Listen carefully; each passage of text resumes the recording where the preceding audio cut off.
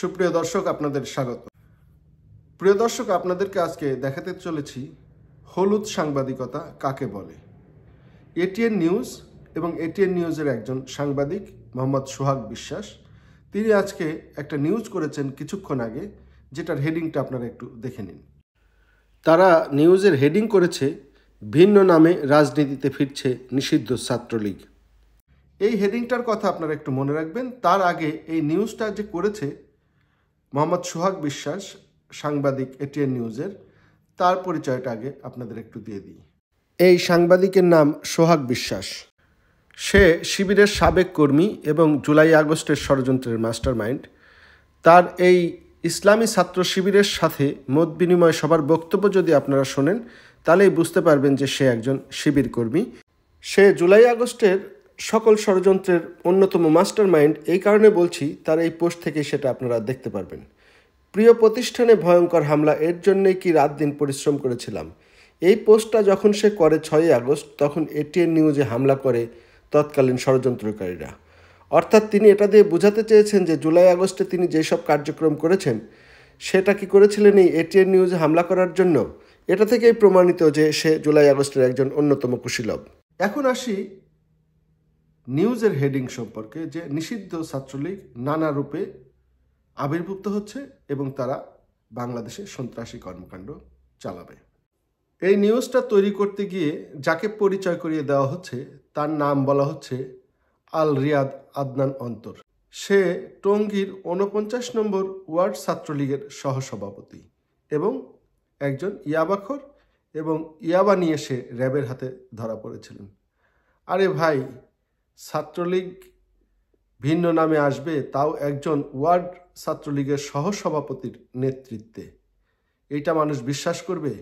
আপনার প্রিয় সংগঠন ছাত্র শিবির থেকে একজন নেতা বের করতেন যে ছাত্রলীগে হেলমেট বাহিনী রূপে ঢুকে একটা ভালো পদবি দখল করেছিল, এবং সে এখন একটা নতুন নাম দিয়ে ছাত্রলীগের রাজনীতি করতে চায়।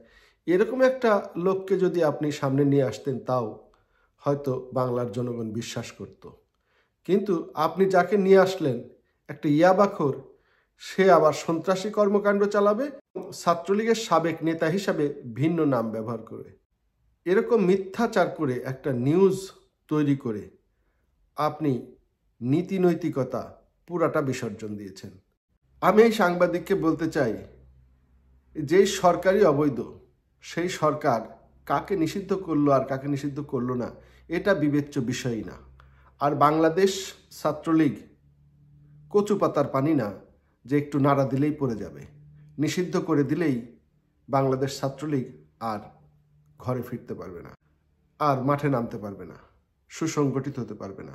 বাংলাদেশ ছাত্রলীগ মুজিব আদর্শের সৈনিকদের নিয়ে গড়া ছাত্রলীগ।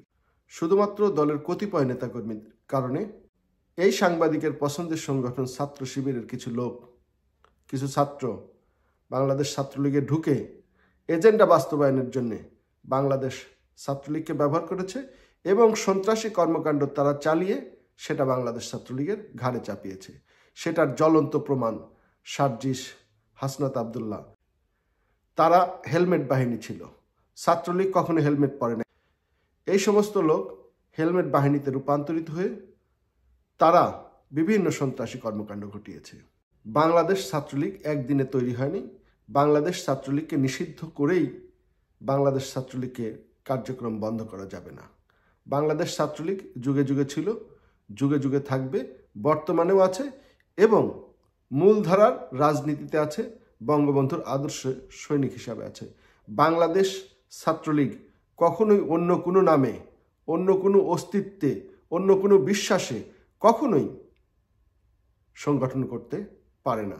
শুধু সময়ের অপেক্ষা, বাংলাদেশ ছাত্রলীগ আবার সুসংগঠিত হয়ে আবার রাজপথে নামবে। বাংলাদেশ ছাত্রলীগ নামেই আওয়ামী লীগের ছায়াতলে বঙ্গবন্ধুর আদর্শে।